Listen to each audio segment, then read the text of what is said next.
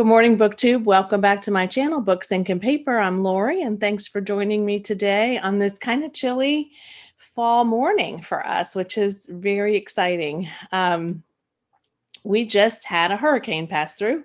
We had a pretty good impact from this one, pretty big impact, I would say. It was very windy. It was maybe the windiest storm I've ever sat through, sheltered in place for. Shook the house. Did a little bit of damage, but nothing significant for us here. We got power back in 3 days and we're back in business. But it actually also turned out to be a great creepy reading experience because I did finish a book that I didn't expect to finish in October because I had no power and no internet. And we did play some games each night by candlelight, but I had a book light, and so I took advantage of it. So let's talk about my October TBR progress and wrap it up and tell you what I read and what I thought about it. So I had a pretty robust TBR for October, and let's start with what I didn't get read. I did not finish The Stand. I did talk about this in a mid-month check-in, I think. I didn't get back to it. I didn't feel compelled to do that. I'm listening and watching some other people who were reading it in the same month and trying to understand how they felt about it. And if I want to pick it back up again, I certainly can. But I got halfway through and I was good. So let's just get that out of the way. Didn't finish it. Not sad about it. I'm a little sad about it because I spent a lot of time invested in it, but it's okay. It's fine. An easy one that I did finish was The Metamorphosis by Franz Kafka. I enjoyed this again. This is a reread for me of this particular copy, which I love. It has illustrations in it, and it's just lovely. This is a little novella about Gregor Samsa, who is just an ordinary guy. He works very hard. He supports his family, his mom, his sister.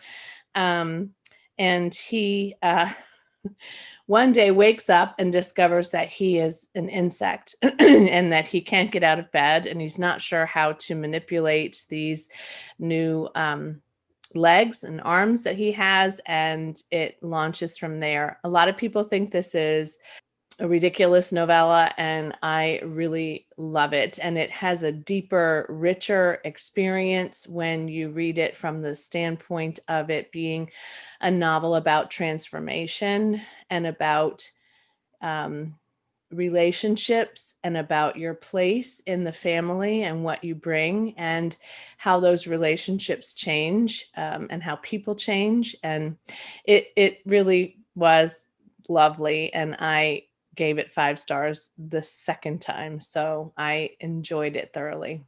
This one, The House on the Strand by Daphne du Maurier, with no cover, no jacket, dust cover. I really enjoyed this one too. I will say though that it was a slow start. It was a slow burn for me. And there were a couple of moments where I was like, oh gosh, I hope this picks up really soon. And it did. And the ending was just very satisfying. This follows Dick Young, who is renting a house that was let to him in Cornwall, I think, in that area, by a friend of his who's an inventor, and he agrees to let the house to him and then eventually to his wife and his stepsons in exchange for his agreement to try out an experimental drug that his friend has created that will help you to travel back in time and experience that time travel in a way that is very sensory, feels very real, seeing, hearing, tasting, smelling, touching, but you can't touch any of the people that you encounter in the past. Daphne du Maurier writes a lot of novels, romantic suspense typically. This one it has a romantic undertone certainly to it, suspense for sure. But she's very attached to the past as an author in all of her work. And so she was a contemporary author in the sense that she was published in the 20th century, and she writes about other centuries. This one I think was in the 14th century, if I remember correctly. It took place when he time traveled in a very long ago time. I think it was the 1300s when he went back to the same place where he was staying, which of course was very different in that century. I really enjoyed this. I enjoyed the perspective of the narrator, which was Dick, and about the challenges that he was facing in going back and forth and being disoriented and a little bit sick, and then yet wanting to do it again and again, and then becoming almost obsessed with doing it. Very well done. I really enjoyed it. I think I gave it 4 stars. Yes, I gave it 4 stars. Yes. I also finished The Last Town by Blake Crouch. I read that with Berna from Berna's Bookish Adventures. This was book 3. I completed that series, I'm happy to say, and I gave that 3 stars. This one was less enjoyable to me than the first 2. It felt, I don't know, it just felt a little like it went off plot a bit. And I don't know. I just, I don't know how I expected them to wrap this up, but, or the author to wrap this up, but it was okay. I mean, I enjoyed it. I'm glad I read it, and I flew through it. So it wasn't terrible. I just didn't like it as much as I liked the first 2. So I recommend this series, truly. It's a sci-fi kind of take on this city that isn't what it appears to be, or this town that isn't what it appears to be, and this experience of this detective coming in and not remembering, he remembers kind of how he got there, but everything is disorienting and confusing and suspicious, and lots of stuff happens to him along the series, and of course to his family and friends and people in the town and community. But I enjoyed it, and I'm now going to watch the adaptation if I can find it still on, I think it was on FX, or I can't remember who put it out, but I'm going to have to find it now. I was excited to get to One by One by Ruth Ware, which was one of my Book of the Month Club books, and it's a thriller too. And I know a lot of people are kind of on again, off again with Ruth Ware, but I solidly liked all of her novels, and this one was no exception. I gave this one 4 stars. It is a pretty intense thriller, I think, set in a retreat space in the mountains, and it's a skiing resort kind of space, and these people go there for a corporate retreat, and they all come in kind of anticipating some changes that are going to happen in the company. And then there's a skiing piece that they of course want to do together as a sort of team building and recreational opportunity. And when they begin to meet together and to make plans and to do some of these things, some things start to happen. It was really, really, I thought, fast-paced. It takes place in a small period of time as well. The other characters that are involved, besides the corporate retreat attendees, are the people that cook, the chef and the housekeeper at the retreat space. They each have a big part to play, and their own stories are revealed, probably more than anyone else's. It was short chapters. It was told from the perspective of 2 different people for the most part, which may have been a challenge for some people. And for some, I've heard that they felt like some of the things that were happening were revealed too quickly, but I actually was okay with that. I gave it 4 stars, and I enjoyed it, and I recommend it. But again, I love all of Ruth Ware's novels, so, that's me. The Night Swim by Megan Golden is another Book of the Month Club pick for me, and this was a first novel for me by this author. I did pick it up on Scribd, or add it on Scribd, because I heard it was a great audio read. So I did listen to it as well as read it. I mean, it was an okay audio for me. I don't know that it was anything different than I expected. But what is interesting about this is it's told from the perspective of a woman who, or else not from her perspective, I guess, but it's about a murder that happened years ago in this town, and then now there is a trial going on around a potential sexual assault.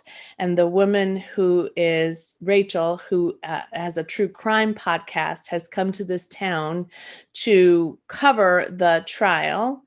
And she also is contacted by somebody else about something that happened, a death that happened years prior, and how that particular death may have been a murder. It is kind of a dual perspective in the sense of you're learning about this thing that happened in the past and this thing that's happening currently, and of course learning more about the victims and the potential perpetrators.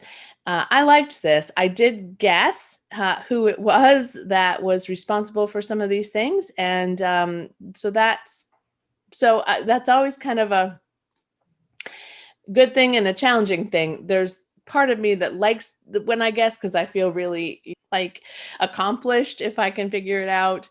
Because as a child, my first reads like Agatha Christie, I could never figure it out. So I always felt stupid. And now I know that most people could never figure those out. But on the other hand, when you do kind of figure it out, it can be a bit of a like, oh, well, now I know what happened. But I still enjoyed it. And I gave it, how many stars did I give it? 4. I gave it 4 stars. It was kind of a 4-star month for me. Then I went to the library. I think I said this in the mid-month check-in. After I put the stand down, I went to the library and I picked up Survivor Song by Paul Tremblay. It's actually due back today, so I got to get my butt in gear and get this returned to the night drop. Paul Tremblay. I loved A Head Full of Ghosts. I wasn't crazy about The Cabin at the End of the World. I haven't read any others. Picked up Survivor Song because it reminded me a little bit of the plot of The Stand. It's about a virus that starts to attack people. They start to die. Apocalyptic, viral plot.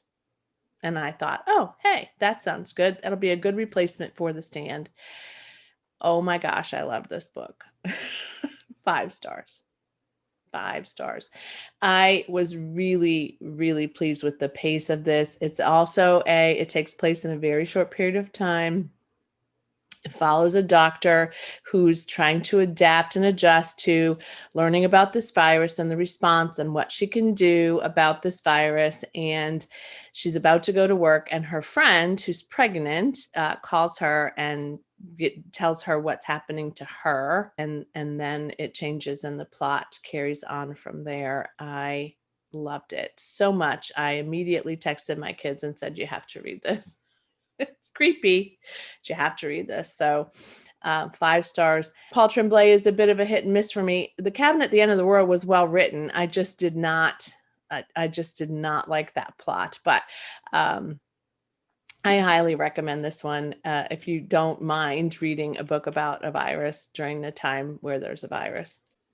And then, thanks to Hurricane Zeta, I had a little bit of time on my hands, and I picked up and finished Horrid by Katrina Leno, which I had hauled, I think, last month. I got it at Barnes & Noble on a trip there one day. And it's a young adult, creepy thriller horror about a young girl whose father dies. And she and her mom, so her name is, I can't remember, Jane Robinson. Her and her mom, Ruth, travel back to Maine, I think, to the Northeast, to a home that her mom inherited from her mom after their father dies. And they don't have a lot of money, and so they have to relocate. And Jane is not crazy about relocating. The moment they walk in this house, creepy, crazy things start to happen. And then, of course, as all ghost stories do, they try to explain them away a little bit. But in the meantime, Jane discovers that her mom is sometimes acting very odd, and she's not noticing the same things that Jane is noticing. And it's just really adorable. And for a horror novel. It's adorable, and I really enjoyed it. I was hooked. I can see where teenagers would love this. It's I mean, it's creepy. It has some creepy moments. Not horribly creepy for me, but I have a pretty high tolerance to creep. They actually call the house the creepy house in this little town, but I enjoyed it and I gave it 4 stars, and I recommend it, especially to young adults who like creep. So that's how I did. I read 7 books this month, right? 1, 2, 3, 4, 5, 6. Yes, I read 7 books this month. I really felt good about my reading this month. You can see the mess that I have back here now. I would love to hear what you read in the month of October. A lot of you were reading creepy horror. I saw your TBRs and your updates on Instagram, Facebook, and comments. And so I'd love to know kind of what you read. And if you've read any of these, I'd love to hear that too. I'm trying lately to follow some new booktubers that read some of the same things that I really appreciate by authors that I haven't heard of.